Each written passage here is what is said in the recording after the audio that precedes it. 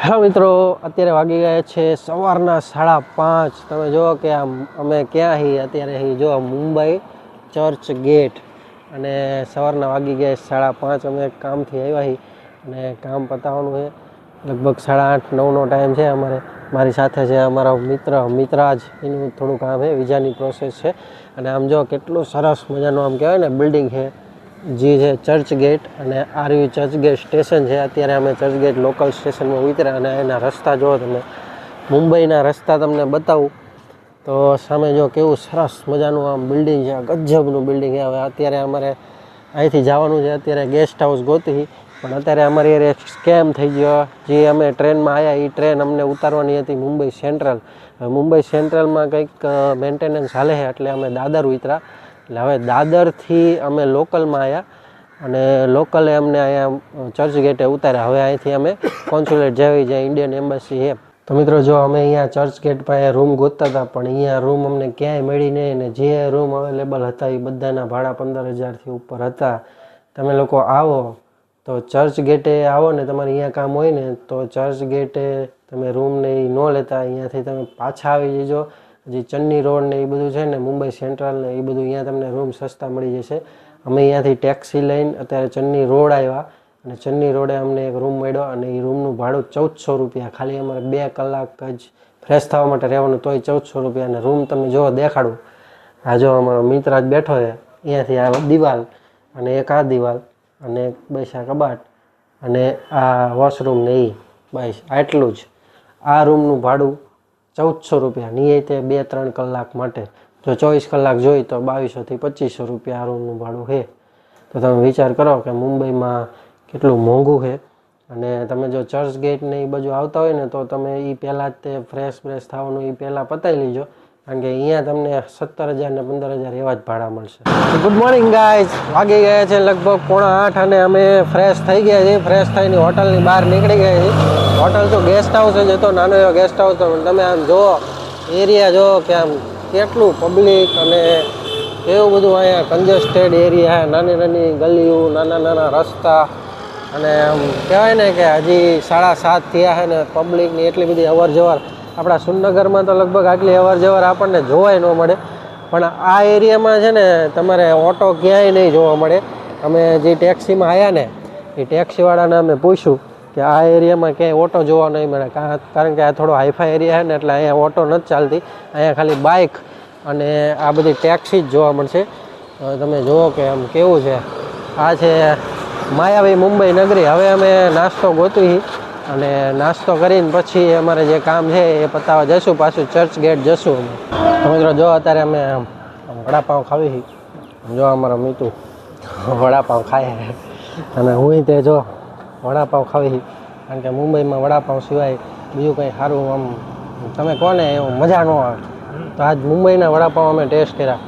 જો વડાપાઉં તમને એક આપે અને એક હારે મરચું હોય, બસ આટલું, ને કાગળમાં ખાવાનું, બાકી હોય એટલું બધું ટેસ્ટી ને કે ફૂલ મોજ આવી જાય। જો અમે વડાપાઉં ખાઈ લીધો છે અને હવે લોકલ ટ્રેનમાં ચર્ચગેટ જવાનું। જો અહીંયા આવી રીતે નીચે ટ્રેન જતી હોય અને આપણે ઉપરથી પછી ચડીને પછી પાછું નીચે ટિકિટ લેવા જવાનું, અને ટિકિટ લઈને પછી આપણે લોકલ લઈશું અને અહીંથી જઈશું ચર્ચ ગેટ, અને ચર્ચ ગેટથી આપણે જઈશું ઇન્ડિયન એમ્બેસી, અને પછી ઇન્ટરવ્યૂ દઈને પછી આપણું કામ પતાવીને પછી આપણે આટા મારશું। તો મિત્રો અત્યારે આપણે લોકલમાં બેઠા, લોકલ ટ્રેનની સફર માંડવી।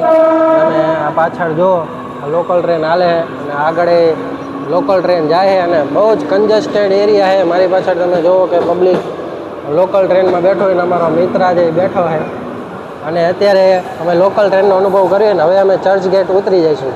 મિત્રો ફાઇનલી ચર્ચ ગેટ આગળ પહોંચી ગયા, અને જે સવારમાં મેં તમને ચર્ચ ગેટનો નજારો બતાવ્યો તો એની કરતાં તમે અત્યારે ચર્ચ ગેટનો નજારો જુઓ। આ છે ચર્ચ, જો આ તમને ચર્ચ દેખાય છે ને, આ સામે છે ચર્ચ ગેટનું રેલવે સ્ટેશન, અને આ બાજુ જો કેટલો સરસ મજાનો રસ્તો ખુલ્લો, અને આ ટ્રાફિક સિગ્નલ જો ઓન થયો એટલે બધું પબ્લિક રહ્યું એ જાય છે। અને હવે જો આ બાજુનો જે ટ્રાફિક સિગ્નલ છે એ ક્લોઝ થયા, અને આ બાજુનો ટ્રાફિક સિગ્નલ ઓન થઈ ગયા છે એટલે આ બધા જાય છે। અને હવે અમે જ આવી છીએ ઇન્ડિયન એમ્બેસી। હવે અહીંથી લગભગ ઇન્ડિયન એમ્બેસી વોકિંગ ડિસ્ટન્સ ઉપર છે, 600થી 700 મીટરનો ડિસ્ટન્સ છે। તો મિત્રો હું છે ને ક્યારનો વિચારતો હતો કે મુંબઈ આવડું મોટું મેગા સિટી છે તો અહીંયા મેટ્રો દેખાતી કેમ નથી। પણ જો સામે તમને દેખાવું, આ છે ને આ મેટ્રો સ્ટેશન છે, ચર્ચગેટનું મેટ્રો સ્ટેશન. હવે જે મેટ્રો હાલે છે ને એ જમીનની નીચે હાલે, આ રોડ ઉપર છે અને જમીનની નીચે મેટ્રો હાલે છે. બોલો, તો આપણે તો અત્યાર સુધી વિચારતા હતા કે મેટ્રો દેખાતી કેમ નથી, પણ મેટ્રો મુંબઈ નગરીની હેઠે હાલે છે મેટ્રો. તો ફાઇનલી મિત્રો અમે એમ્બેસીએ પહોંચી ગયા છીએ અને બસ વોકિંગ ડિસ્ટન્સ જ હતું ચર્ચગેટથી. અને અહીંનો તમે નજારો જુઓ કે અહીંનું લોકેશન કેટલું સરસ મજાનું છે. લાગે નહીં કે આપણે મુંબઈમાં આંટા મારવી. જનરલી મુંબઈમાં તમે હોય તો જનરલી બીજા એરિયામાં કેવું હોય કે બધું બહુ જ કન્જેસ્ટેડ એરિયા હોય, પણ આ એમ્બેસી આ ગવર્મેન્ટ એરિયા લગભગ છે. તો સરસ મજાનું જો સામે જે બિલ્ડિંગ દેખાય એ ઇન્ડસ્ટ્રી હાઉસ છે, ત્યાં અમારે એમ્બેસીના કામ માટે જવાનું છે. અને અત્યારે જો 4 રસ્તા છે અને કહેવાય ને કે એક અજુક તો એ લાગ્યું કે મેટ્રો રહે ને એ જમીનની નીચે હાલે છે. ઠેર ઠેર જગ્યાએ મેટ્રો સ્ટેશન છે. આ રહ્યું શું છે, મોહન ટી અડવાણી ચોક છે આ રહ્યું. અને બધું જ ડિસિપ્લિનથી હાલે છે. તો મુંબઈમાં ખરેખર આવો એરિયા હોય તો રહેવાની કંઈક અલગ જ મજા આવે. તો અમે એમ્બેસી પાસેથી નીકળી જાય, અત્યારે અમે એક બીજી જગ્યાએ જ આવી. અને આમ રસ્તામાં જો કેવો સરસ મજાનો રસ્તો છે, આમ વાહનો ચારેય બાજુથી આવે ને ફૂલ મોકળો રસ્તો. આમ પહેલાં અમે જોયું ને તો આમ હતો નહીં એટલો બધો પોળો રસ્તો, પણ અત્યારે આ બાજુ ફૂલ પોળો રસ્તો થઈ ગયો છે અને નિયમોનું એકદમ પાલન થાય છે. અને આમ બિલ્ડિંગો તમે આમ જો કેટલી ઊંચી બિલ્ડિંગો છે, આપણેથી તો આમ દેખાય નહીં ને એવી ઊંચી બિલ્ડિંગો. જો હું તમને દેખાડું, જો કેટલી ઊંચી બિલ્ડિંગો. આ રોડ મિત્રો વાગ્યા છે લગભગ 4:30 અને આપણે જ્યાંથી જર્ની શરૂ કરી હતી ત્યાં જ પાછા આવી ગયા. આ છે આપણો ચર્ચ અને આ છે ચર્ચગેટનું રેલવે સ્ટેશન. પાછા આપણે ચર્ચગેટે આવી ગયા અને હવે અહીંયાથી આપણે લોકલ પકડવાની છે દાદરની, કારણ કે સવારમાં આપણને ટ્રેને દાદર ઉતાર્યા હતા, તો હવે અત્યારે આપણે દાદરથી ટ્રેન પકડવી પડશે. તો હવે જવી લોકલ ટ્રેનમાં દાદર.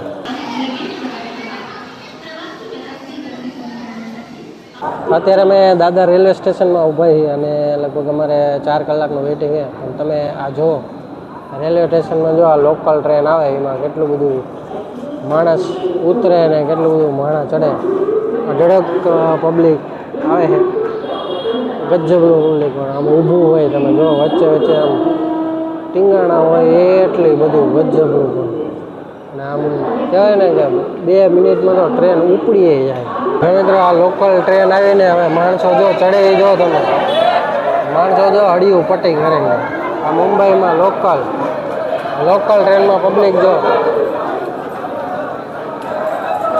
કેટલું પબ્લિક હડિયું કાઢે. જો એક જ પ્લેટફોર્મમાં એક જ ટ્રેન આવે, દર 2 મિનિટે આટલું પબ્લિક થઈ જાય, દર 2 મિનિટે.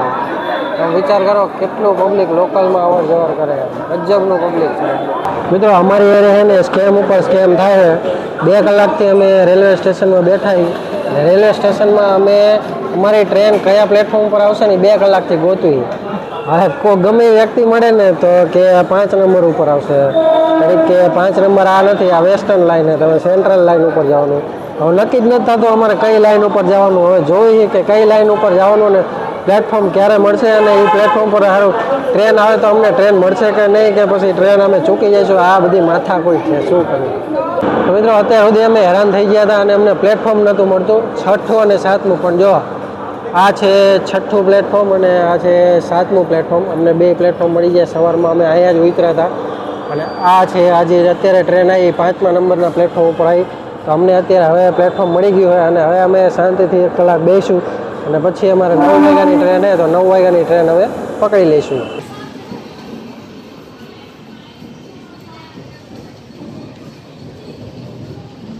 તો ફાઇનલી મિત્રો અમને ટ્રેન મળી ગઈ છે અને આ વખતે ટ્રેનમાં એસી કોચ અમે લીધો છે અને હવે ટ્રેન મળી ગઈ. સરસ મજાની ટ્રેન છે.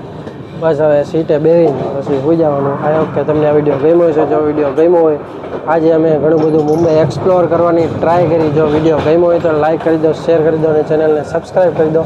આપણે મળીએ નવા વિડીયોમાં. ત્યાં સુધી બધાને good bye and take care.